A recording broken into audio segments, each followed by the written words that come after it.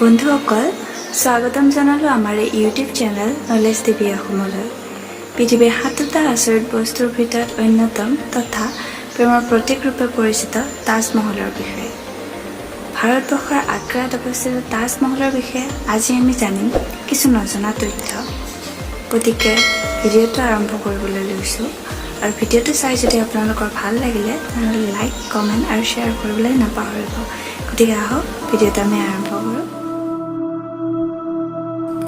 America যুক্তৰাষ্ট্ৰৰ পূৰ্বৰ ৰাষ্ট্ৰপতি বিল ক্লিণ্টন যেতিয়া ভাৰতলৈ আহিছিল তেতিয়া তাজমহলটো দেখি তেওঁ কৈছিল, আজি মই উপলব্ধি কৰিছোঁ এই পৃথিৱীত দুই প্ৰকাৰৰ মানুহ আছে। এক হৈছে সেইসকল যিসকলে তাজমহল দেখিছে আৰু এক হৈছে যিয়ে তাজমহল দেখা পোৱা নাই। ক'বলৈ গ'লেতো এটাৰ পিছত এটাকৈ বহুত ধুনীয়া ধুনীয়া ঠাই আছে, কিন্তু তাজমহলৰ সুন্দৰতাক পিছ পেলাব পৰা ধৰণৰ নহয়, কিয়নো ইয়াৰ বুনিয়াদতেই আছিল এজন বাদশ্বাহৰ প্ৰেম, ভালপোৱা। বন্ধুসকল, আপোনালোকে নিশ্চয় তাজমহলৰ কথা বহুত শুনিছে, কিন্তু আজিৰ এই ভিডিঅ'টো শেষলৈ চাবলৈ নাপাহৰিব, কিয়নো আজিৰ এই ভিডিঅ'টোৰ জৰিয়তে আমি আপোনালোকক তাজমহলৰ বিষয়ে বহুত নজনা কথা শ্বেয়াৰ কৰিম। তেনেহ'লে আহক আজিৰ এই ভিডিঅ'টো আৰম্ভ কৰোঁ। হাজাৰ হাজাৰ পৰ্যটক যিয়ে তাজমহল চাবলৈ আহে তেওঁলোকে এইটো নাজানে যে যিটো তেওঁলোকৰ সন্মুখত দেখি আছে আচলতে সেইটো তাজমহলৰ পিছৰ ছাইডটোহে। দৰাচলতে মুখ্য দুৱাৰখন যমুনা নদীৰ কাষৰ বেলেগ এটা ছাইডতহে আছে।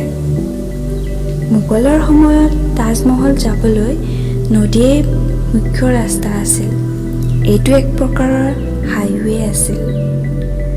বন্ধুসকল, কোৱা হয় যে শ্বাহজাহানে তাজমহল বনোৱা মজদুৰৰ হাত দুখন কাটি পেলাইছিল, কিন্তু এইটো উৰা বাতৰিৰ দৰে লাগে, কিয়নো ইয়াৰ সঠিক কোনো প্ৰমাণ নাই। বন্ধুসকল, কোৱা হয় যে শ্বাহজাহানে তাজমহল বনোৱা মজদুৰবিলাকক জীৱন জোৰে চলিব পৰাকৈ টকা পইচা দি তেওঁলোকৰ পৰা লিখি ৰাখিছিল যে তেওঁলোকে আৰু এনেকুৱা অৰ্থাৎ তাজমহলৰ দৰে যেন আন এটা নবনায়। কুতুব মিনাৰ হৈছে ভাৰতৰ সকলোতকৈ ওখ মিনাৰ, কিন্তু বন্ধুসকল আপোনালোকে জানি আচৰিত হ'ব যে তাজমহল কুতুব মিনাৰতকৈও ওখ। তাজমহল 73 মিটাৰ ওখ, তাৰ পৰিৱৰ্তে কুতুব মিনাৰ 72.5 মিটাৰহে ওখ। পৃথিৱীত যিমানবোৰ ঐতিহাসিক বিল্ডিং আছে সেইবোৰৰ ভিতৰত সকলোতকৈ সুন্দৰ কেলিগ্ৰাফি তাজতেই আছে।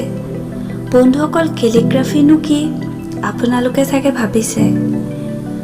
কেলিগ্ৰাফি হৈছে এক বিশেষ কলম বা ব্ৰাছেৰে ৱালত কৰা আৰ্ট। যেতিয়া আমি তাজৰ মুখ্য দুৱাৰেৰে ভিতৰত প্ৰৱেশ কৰোঁ, দুৱাৰত লিখা থকা হস্তলিপিয়ে আমাক স্বাগতম জনায়, হে আত্মা, তুমি ঈশ্বৰৰ ওচৰত বিশ্ৰাম কৰা, ঈশ্বৰৰ ওচৰত শান্তিত থাকা, কিয়নো তেওঁৰ কৃপা দৃষ্টি তোমাৰ ওপৰত সদায়ে থাকক। এই কেলিগ্ৰাফিত তুলুচ লিপিত লিখা আছে আৰু এই লিপিৰ লিখকজনৰ নাম হৈছে আব্দুল হক। তেওঁক ইৰাণৰ পৰা মাতি অনা হৈছিল। বন্ধুসকল, তেওঁৰ এই কামত প্ৰফুল্লিত হৈ শ্বাহজাহানে তেওঁক আমানত খান উপাধি দিছিল। তাজমহলৰ জনপ্ৰিয়তা ইয়াৰ নিৰ্মাণৰ লগত জড়িত অদ্ভুত প্ৰেম কাহিনীৰ কাৰণেই হৈছে। বাদশ্বাহ শ্বাহজাহানে তেওঁৰ পত্নী মমতাজৰ মৃত্যুৰ পিছত মমতাজৰ স্মৃতিৰ কাৰণেই এই তাজমহল বনাইছিল। মমতাজৰ প্ৰকৃত নাম আছিল আৰজুমান বানু বেগম। শ্বাহজাহানে তেওঁক মমতাজ মেহেল নাম দিছিল।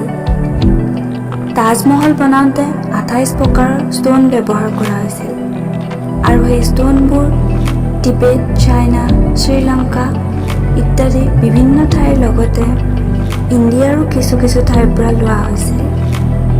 বন্ধুসকল, আপোনালোকে জানি আচৰিত হ'ব যে তাজমহলৰ কাম চলি থকা সময়ত ইয়াৰ মেটেৰিয়েলছবোৰ কঢ়িয়াবৰ কাৰণে 1000তকৈও অধিক হাতী ব্যৱহাৰ কৰা হৈছিল। তাজমহল যিটো ডিজাইনত বনোৱা হৈছিল সেই ডিজাইনটো ইণ্ডিয়ান, পাৰ্চিয়ান আৰু ইছলামিক এই তিনিওটা ডিজাইনৰ সংমিশ্ৰণতে বনোৱা হৈছিল। আৰু বন্ধুসকল, তাজমহল বনোৱা এই প্ৰজেক্টটোত 20,000তকৈও অধিক মানুহে কাম কৰিছিল। বন্ধুসকল, তাজমহলৰ কাম সম্পূৰ্ণ হৈ উঠিবলৈ প্ৰায় 22 বছৰ সময় লাগিছিল। হয় বন্ধুসকল, ইয়াৰ আৰম্ভণি 1632 চনত হৈছিল আৰু কাম সম্পূৰ্ণ হৈছিল 1653 চনত। বাস্তুকলাৰ ইয়াতকৈ সুন্দৰ নিদৰ্শন পৃথিৱীৰ আৰু ক'তো পোৱা নাযায়। বন্ধুসকল, ইউনেস্কোৱে 2007 চনত তাজমহলক 7 Wonders of the World অৰ্থাৎ পৃথিৱীৰ 7টা আচৰিত বস্তুৰ ভিতৰত এটা হিচাপে ঘোষণা কৰিছিল। বন্ধুসকল, তাজমহল ইমানেই ধুনীয়া যে প্ৰতি বছৰে 4 পৰা 8 মিলিয়ন মানুহে চাবলৈ আহে আৰু সেইকাৰণে ইয়াক ইণ্ডিয়াছ মষ্ট ভিজিটেড প্লেচ হিচাপে ধৰা হয়। বন্ধুসকল, এয়াই আছিল তাজমহলৰ বিষয়ে কিছু তথ্য। গতিকে ভিডিঅ'টো চাই যদি আপোনালোকৰ ভাল লাগিছে তেনেহ'লে তলত কমেণ্ট বক্সত কমেণ্ট কৰি জনাবলৈ নাপাহৰিব আৰু যদি ভাল লাগিছে লাইক আৰু শ্বেয়াৰ কৰি দিব। আৰু আপুনি যদি আমাৰ চেনেলত প্ৰথমবাৰৰ বাবে আহিছে তেনেহ'লে চেনেলটো ছাবস্ক্ৰাইব কৰি দিব আৰু তলত গৈ বেল আইকনত গৈ অল কৰি দিবলৈ নাপাহৰিব। আজিলৈ আহিছোঁ তেন্তে, লগ পাম আকৌ নেক্সট ভিডিঅ'ত।